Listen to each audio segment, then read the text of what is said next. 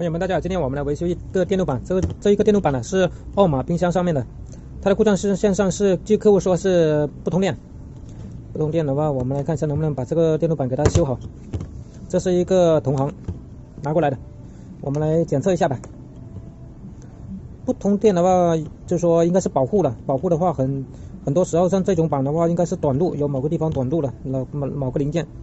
像这样的话，像这些二极管很容易损坏的，我们就用万用表来量一下，看一下有没有短路的。我们把万用表打到这个二极管档还有这个风鸣档这里。我们现在开始测量，这个没有问题，这个没有问题，这个也没有问题，这个没问题。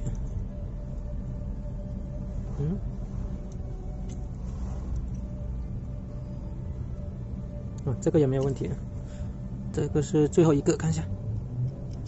咦，这个表笔兑换一下，一样。这个应该是这个短路了。现在我们给它更换一个。我们来看一下这个管的型号。哎呀，这个管子还不一样哦，这个跟这四个管子是不一样的。这四个就是普通二极管，这个是快恢复的二极管。这个如果是这个换到这边是不行的。就必须更换一个同型号的给它。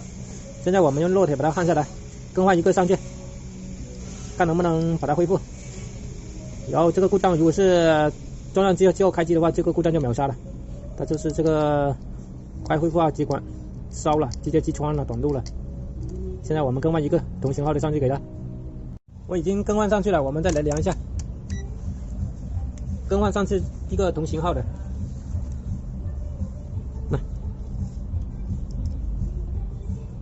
可以，这边不通，然后这一个是拆下来的，这一个来看一下，